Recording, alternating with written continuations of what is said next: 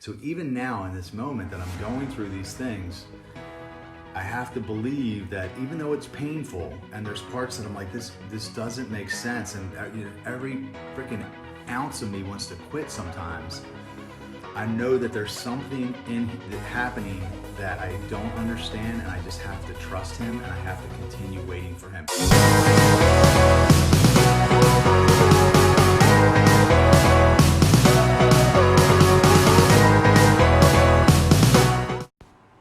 Hey everyone, what's up? Today is Sunday, July 28th. I am here in Bucharest, Romania, making my vlog. I didn't actually get to do it last week just because time got away from me a little bit with leaving the country, and I'm doing it today, which actually Sunday's not my favorite day to do a vlog on, but I don't know if I'm going to have internet here for the next few days, so I just wanted to kind of tell you about some stuff that was going on and continue to document the journey and stay consistent. I had a talk yesterday, my first talk in Romania. I was at an NGO, which is basically our version of a nonprofit, yesterday, and spoke to a group of about 40 people, adults. And hey, Marcy Spalding, how are you? And it went really well. Their values are a little bit more traditional over here, a little more conservative. So it was really cool. There were actually a lot of guys in the audience, which was really cool. And a lot of them raised their hand when I asked them, who is in support of this view at the beginning, and they raised their hand. I was like, wow, that's pretty cool, because usually guys don't want to hear what I had to say. So I liked it. And I'm actually speaking tomorrow in front of a group of about 50 students, ages 15 to like 19 tomorrow. And you're gonna have a translator there. And then I'm actually planning out for the whole month of October. I'm coming back, not the whole month actually. I think I'm gonna come back to the States for the last week in October, because I booked a 7-city tour with Stefan Labossiere. I hope I pronounced that right. I've known him long enough to know his name, but Stefan speaks relationships, as many people know him. He's huge. He's written a bunch of books. He's a pretty big deal, and he's doing a 20-city tour, and he's going to have me at 7 of the cities. So I'm going to be in Pittsburgh, Philly, Houston, Dallas, Baltimore, DC, and New York before the end of the year, speaking at his events. It's going to be talking about the truth about sex. So I'm excited about it, and I got the Single Save Summit coming up on August 10th. Marcy, I know you're going. So there's several of us going, and it's over in Wilmington, Delaware. Actually, it's in Wilmington or Newark. I think it's in Wilmington. Anyway, we're going August 10th. It's going to be great. I'm sitting on a panel there talking about dating and sex and all that. So things are definitely starting to pick up, but I'll be honest, it couldn't have happened any sooner, because I was literally just at a point where I just don't know how much longer I would have been able to continue. And I really want to kind of talk about this because I feel like things are about to shift, and I want to make sure I document all these thoughts, because I know one day I'm not going to be feeling the way that I've been feeling, and I want to talk about them. I really went through a season of depression. I've vlogged a lot about it. Maybe I didn't talk about it as openly as I will tonight. But I was just very disillusioned lately, because I don't know, man, like it's been a really hard road. God put me through the ringer, not just over the last 6 or 7 years. But for the most part, since I became a believer, it's been a rough road. And, some people I've talked to about it, they're like, well, you just need companionship. And, they might be right. That might be where a lot of the pain comes from. And I'm just not in control of that. And it's frustrating because, it's like, it's up to God really when he does it. I mean, I could go do it. I could go out and make the decision to go and date someone without, him leading me in that direction. And technically it wouldn't be sin, I guess, if I was to marry them and, all that, but I would be removing myself from God's will. And I've talked about this a lot, but I can't escape it, and it's like the more I delay it though, and I wait, the more he moves, like the more he uses me and he's taking me places, but it comes at a price. I post a lot of pictures and videos, and I do my best to make the most of the wait. I think I do better than most people, but it still isn't easy, like I was talking yesterday, and I'm like, I've been abstinent 13 of the last 19 years. And that's a lot of, that's a lot of discipline, that's a lot of just focus. And, I just been in survival mode in a lot of ways lately because, like just the things that I was doing before, the little tricks that I used to do to keep myself motivated just weren't working like they used to. And I was just struggling to make it through each day, and, now things are starting to shift, and my mood is starting to shift. And, like I know my happiness shouldn't be based on my circumstances, but it's really difficult to continue to continue put in the work, plant water when you're not seeing things grow. You know what I mean? And that's where I was. Now things are starting to grow and it starts to change it. And I know, I feel weak even talking about it because, I shouldn't have my happiness depend on what's happening around me. I should have inner joy. And I know that. And I try, sometimes I do well at it and sometimes I don't. I wrote an email to my board of directors and just was like asking for help because I'm like, look, I'm tapping out, with City Fam. I've done everything I can to make it work. And I just can't hold it anymore, like the pressure. So I'm just like, ask them to help out. And maybe God brought me to this point because he really wants me to let it go so he can have other people step up with different skill sets.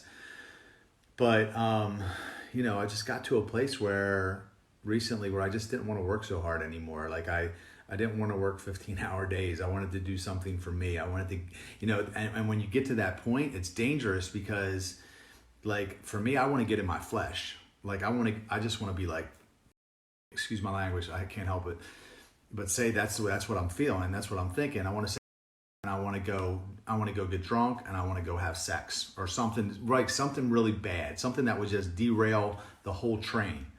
And, honestly, if things wouldn't have turned soon, like they are turning now, I don't know. It would have ended ugly, I believe, because I just had got to the point where I was beyond burnt out. I was so far beyond burnt out. I looked at porn a few times before I left the States because I was just down, and I hate admitting that. I know that porn is poison, and I hate it, and here I'm supposed to be the guy that has it all figured out. I wrote the book, Why Waiting Works. I have the group, Why Waiting Works Community.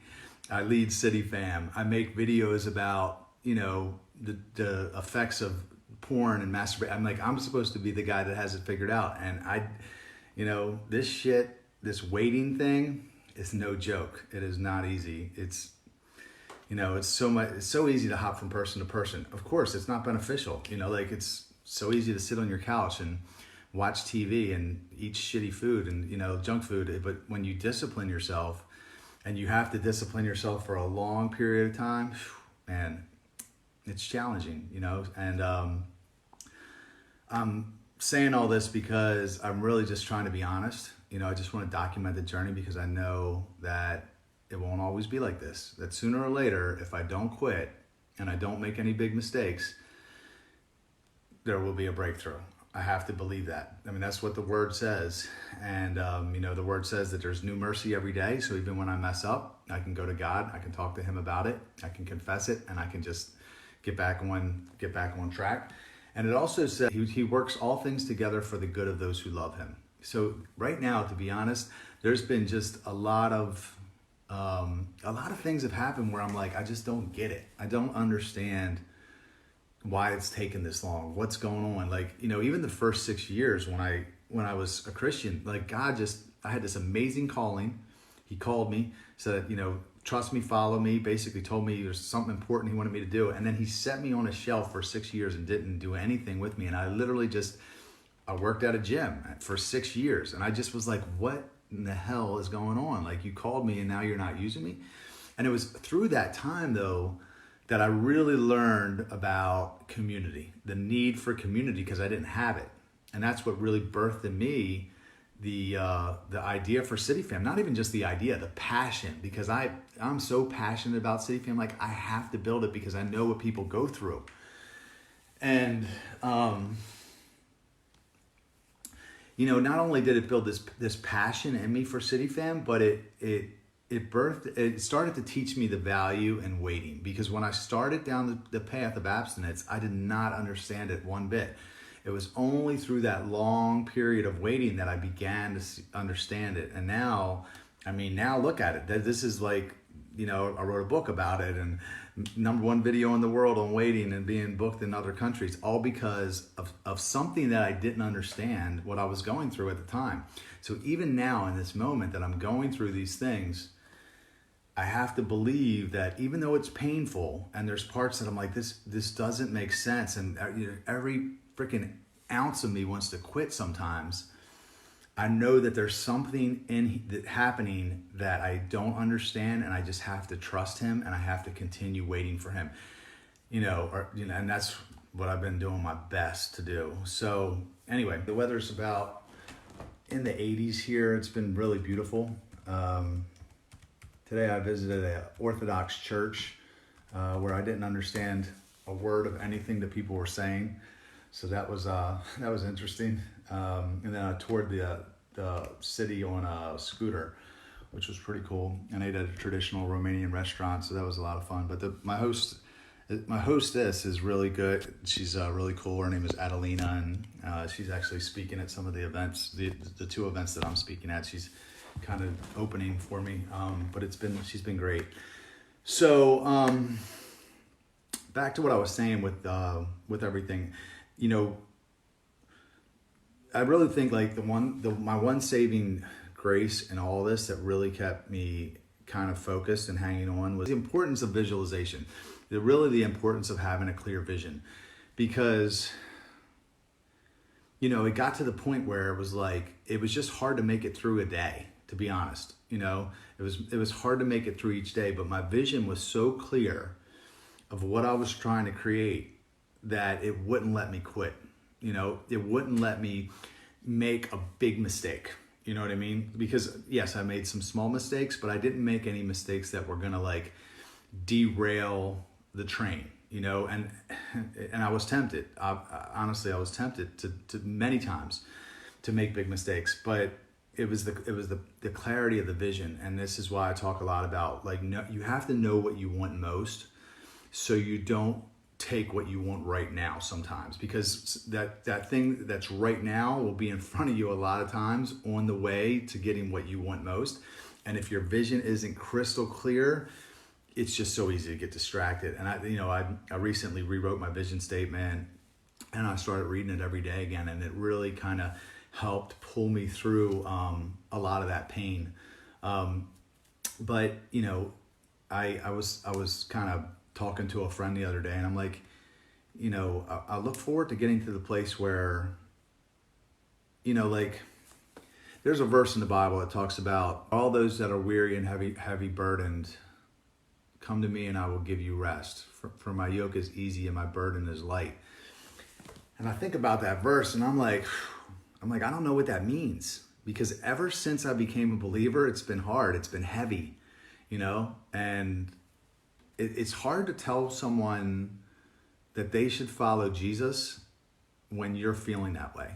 You know what I mean? Because I know there's eternity and all that, but when you're feeling like you're struggling at that point, it's hard to say, hey, you should accept the Lord. It's awesome. And the abundant life, he come to give you life in abundance when your life's not feeling abundant, And look, I'm not to say I'm complaining, because I'm very fulfilled in my life and things are really starting to get better.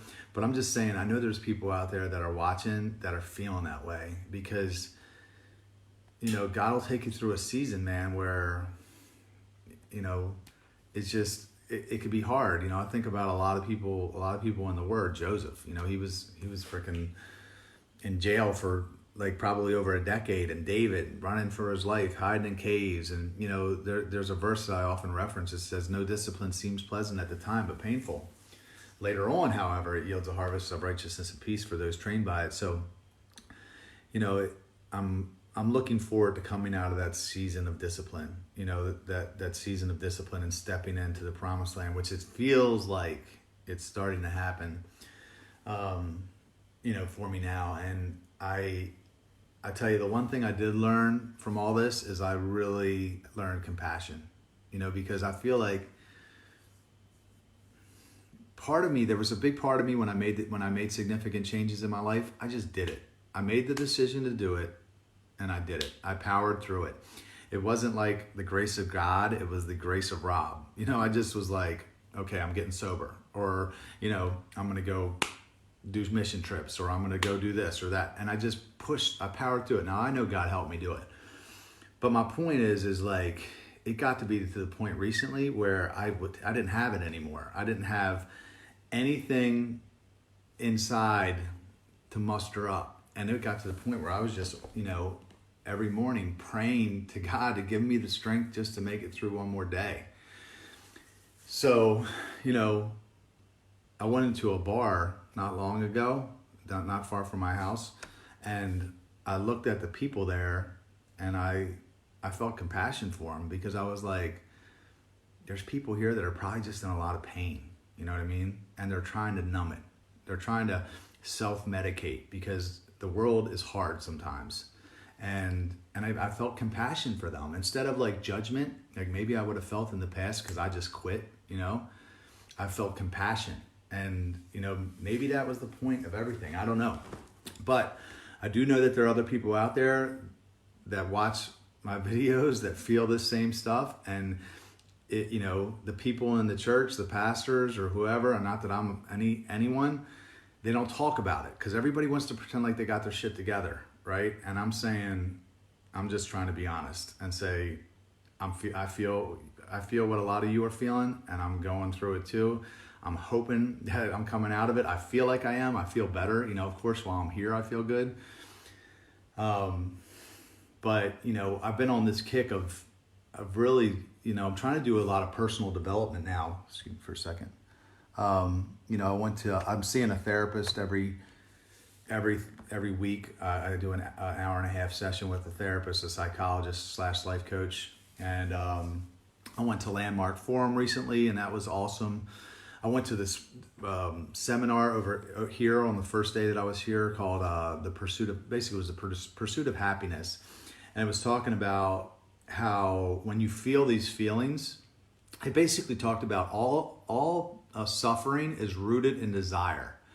It says you can't want something and have something at the same time, because if you have it, you don't want it, right? But when you want something, that causes you to feel pain because you feel like you're lacking something. So he talked about these feelings, and when you get that feeling, there's only really four things you can do with it. You can suppress it, you can escape it, you can express it, or you can release it, which I never really heard of. And suppressing is the thing that I did. I just push it down, right? But eventually you push that shit down long enough and it comes out, right? It'll just, like imagine if you're trying to hold, imagine if there's a steering wheel was set to, go in one direction and you turn it and you just hold it. Eventually your grip wears out and it's going to snap back. And that's what's happened to me a few times in my life, but I didn't really know any other way to deal with it, where I just was like, I'm making changes and I'm just going to power through it. And I suppressed, but and then when you escape it, that's when you use substances, which I've also done, or you use sex or you use porn or you use something to escape the feeling because it hurts so bad. Or you express it and you'll just blow up, you'll go off on somebody or whatever it is, or you release it. And that's what the seminar was talking about the other day. So I'm interested in learning more about it and maybe working with a guy. But I'm at the point, or I was at the point, or I'm still really at the point, to be honest, where I'm desperate. Like I was going to try acupuncture for depression. I'm open to suggestions, really trying to do the deep work on myself to figure out, why am I feeling this way? Because for the most part, things are good. Maybe it all goes back to a lack of companionship. Probably some of it has to do with financial reasons because, it's just been, difficult. Money can't make you happy, but money does provide comfort. There's just no way around it. So anyway, all that being said, that's what I've been going through, and I'm really feeling like I'm coming out of it. And I do believe, like I said, my circumstances are changing. And I do think that that's going to be a big part of it. But, anyway, that's it. Had a school makeover. City Fam had a school makeover a couple days ago. I saw pictures of it on social media. Really awesome. I want to give a big shout out to Morgan Kimmel for putting that together, and Jenny Quinn, obviously, Director of Operations for City Fam. Y'all are amazing. It really, it made me smile when I saw that ear to ear, and I was just like really warm my heart, because sometimes I'll get down. Maybe I'll think things aren't progressing as fast as they should. But when you see something like that, and Lakeland Elementary was not far from where I grew up, and for us to be able to go out there and do something special for those kids in that neighborhood was really cool. If anybody's watching and you've contributed to City Fam anytime in the past, just want to say thank you. It was cool to see us do something great for, the community like that. And we had a lot of volunteers come out. So thank you to anyone that served. We also have our next Renegade at South Point next Friday. So South Point is a new spot over on the water, right by Nick's Fish House, kind of in that area. So Friday night, 7 to 10, come on out. We're going to have a can jam tournament. There'll be live music, food and drink specials. Should be a good time. I'm sorry I won't be there, but I'm sure it's going to be an awesome event. And then our service event in August, I think it's August 24th, is going to be something, a group called Be More Scrap. And then we're also going to be with Movable Feast, which is an amazing organization to volunteer with. You actually make food for people that are living with cancer and AIDS that are below the poverty line, and you'll be in their kitchen working. So that's one of the best places that we've ever volunteered. So that'll be up on the website soon. But that's it, guys. I'll try to post more pictures and stories and all that from the trip. I come back on August 8th, so I got another week and a half here. But keep me in your prayers, and appreciate it. See you.